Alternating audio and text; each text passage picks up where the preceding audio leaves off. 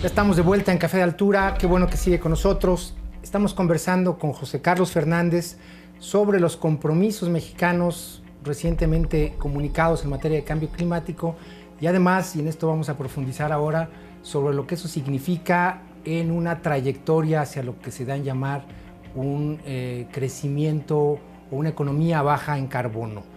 ¿Qué implicaciones tiene, José Carlos? Esto es lo que hablábamos antes.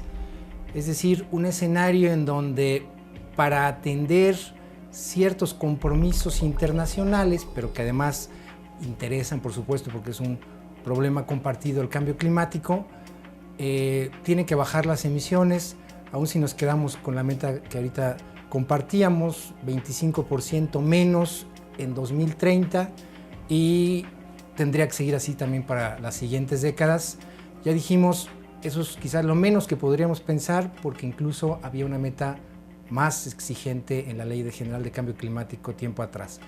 ¿Qué supone? Estamos hablando de reducir emisiones que se generan en sectores muy diversos, en la industria, en el transporte, sector generador de electricidad, agricultura, silvicultura. ¿Qué supone? ¿Qué implicaciones tiene hablar? Vamos a quedarnos bajitos ahorita con ese 25% menos para 2030, que mientras tanto no está tan lejos. Estamos hablando de 15 años más, y si además el pico tiene que llegar en 2026, como presupone este nuevo compromiso, estamos hablando de 10, 11 años en donde el país tiene que transformar esta pauta de emisiones contribuyentes al cambio climático. Yo creo que lo que tenemos ahorita en el paquete propuesto por México son medidas de bajo costo, son las medidas más costo eficientes para alcanzar esa meta en ese punto en el tiempo. Ahora bien, lo que creo que hay que poner sobre la mesa es que la meta al 2030 es un punto en el tiempo que es parte de una trayectoria mucho más fuerte que nos debe llevar a la meta que también está en ley, que es la de reducción de las emisiones al año 2050 a la mitad con relación a lo que teníamos en el año 2000. 2050, el 50% menos de las emisiones del año 2000. Estamos hablando de una cuota de 320 millones de toneladas al año 2050. Ese es el tope, ese es nuestro presupuesto de carbono que deberíamos tener al 2050 para cumplir con esa meta aspiracional que está en la ley y que además corresponde al orden de magnitud, un orden de magnitud de mitigación consistente con mantener la meta global de evitar un calentamiento global por arriba de los 2 grados. ¿Qué significaría, para situar un poco al público de manera más bien ejemplar, qué significaría, por ejemplo, en el sector del transporte o en materia forestal, un cumplimiento de lo que ahorita se está anunciando? Primero vamos al 2030, ¿cómo qué tipo de cosas tendrían que pasar, qué tipo de acciones, qué tipo de cosas se tendrían que dejar de hacer, con qué cosas nuevas tendríamos que familiarizarnos? Para contestar eso, te llevo primero al 2050. En el 2050, por supuesto, tenemos muchas opciones de cómo alcanzar ese 2050, pero indudablemente pensar en cumplir la meta al 2050 implicaría básicamente descarbonizar nuestra matriz eléctrica, es decir, tener electricidad cero carbono. O sea, que no se utilizara ni petróleo, combustóleo, gas natural, nada de eso. O tendría que estar mitigado de alguna manera si es que las tecnologías de CCS funcionan. Pero básicamente estarías hablando de una matriz básicamente cero. A partir entonces de energías renovables en la amplia gama de posibilidades que estas tienen. Exacto. Tendrías que estar hablando de una electrificación más profunda de varios sectores. Porque es decir, hoy por hoy el porcentaje de las emisiones que está asociada a la generación eléctrica, aún si las elimináramos, no llegaríamos a la meta. Necesitamos que parte de los sectores que hoy usan combustibles fósiles y no usan electricidad, sino que usan fósiles directamente, cambiaran a electricidad. Por ejemplo, el uso de leña en el sector rural, por ejemplo, gasolinas posiblemente en vehículos. Transporte, vehículos eléctricos, tenemos que atacar también la parte fósil y reducirla. Por supuesto hay una agenda ahí de eficiencia, pero nada más en la parte fósil también hay otro tema, y es, si hoy vemos las emisiones que vienen de fósiles, o sea, la parte de nuestro inventario que viene de la producción, de propia producción de combustibles fósiles, sí, representa alrededor de 100 millones de toneladas. ¿Que sería más o menos qué porcentaje del total? Hoy es menos de la quinta parte, hoy es la séptima parte. Pero si seguimos esa misma tendencia, sería la tercera parte de las emisiones al 2050. Que es mucho.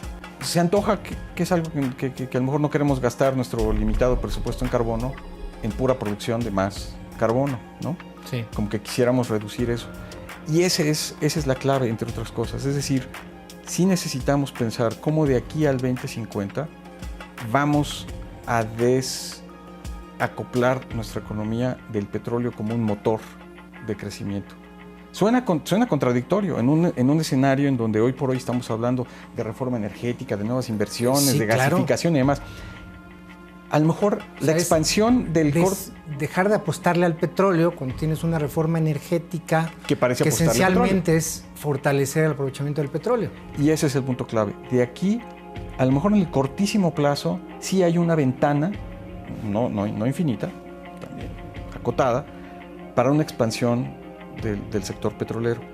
Pero al 2030 tenemos que tener ya la estrategia de salida. Todo lo que tú me estás diciendo es que de alguna manera tendríamos que meternos en una suerte de montaña rusa, en donde todavía ahorita nos podemos permitir, al tiempo que estamos sustituyendo algunas cosas para cumplir con esta meta en 2030, impulsar otros sectores que tienden a generar más emisiones, y luego de repente una caída brusca y llegar entonces al 2050 a la parte más baja de la montaña rusa. Y el asunto es que si tú vas montado en la montaña rusa de los fósiles, pues sí, para ti a lo mejor el mundo se va a ver como que primero vas a tener un impulso y luego te van a hacer cerrar muchas de tus inversiones de la nada. Prematuramente. ¿No? Prematuramente. Pero nadie está pensando que lo hagas de manera prematura. Tiene que ser parte de un proceso en donde la planificación de la inversión en el sector fósil entienda que va a haber una salida e invierta solamente en expansiones que sean rentables en ese espacio de tiempo.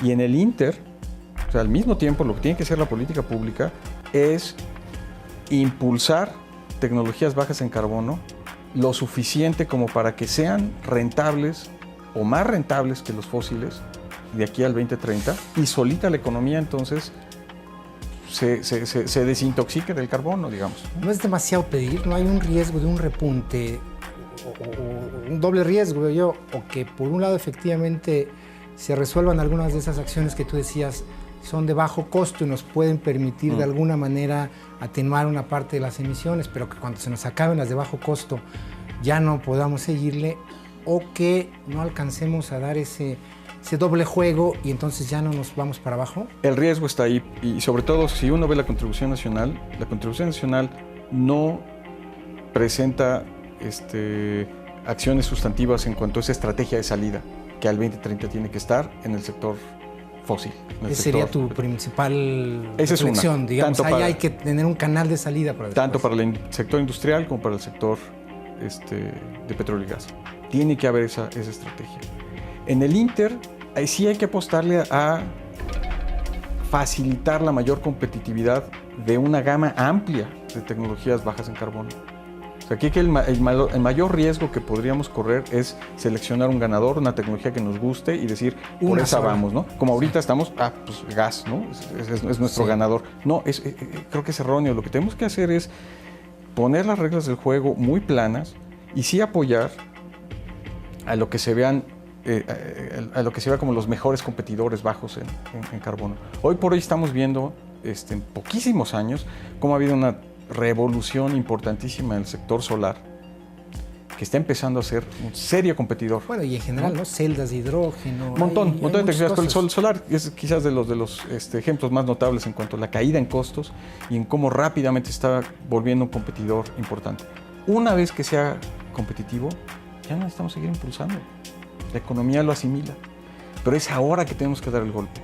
El problema es que lleguemos al 2030, habiéndonos agotado todo lo barato, Y habiéndonos dado sin haber cuenta... construido la capacidad alternativa, ¿no? Peor, darnos cuenta que llevamos 15 años en una trayectoria equivocada, gastando inversión, atrayendo inversión a un sector que no queremos. Sí. Ese sería el peor escenario, y por eso una parte esencial que creo que hay que abrir del INDC es qué tanto estamos nada más tomando acciones de coyuntura y qué tanto realmente estamos buscando cambiar la estructura productiva del país, de manera tal que anticipemos la trayectoria no al 2030, sino al 2050. O sea, si estamos poniendo parches, curitas, o es una cura de fondo que se necesita para largo plazo. Yo creo que con esa reflexión nos podemos quedar. El tiempo se acabó, pero creo que ahí está el mensaje, y ojalá que sobre este tipo de reflexiones, y en particular esto, estamos poniendo parches o estamos poniendo soluciones de fondo, dejemos ahí un punto para reflexionar en la gente. Gracias por haber estado con nosotros, José Carlos. Bienvenido nuevamente. Siempre estará aquí la puerta abierta para ti. Muchísimas gracias, Carlos. Gracias por estar con nosotros. Lo esperamos en nuestro próximo Café de Altura.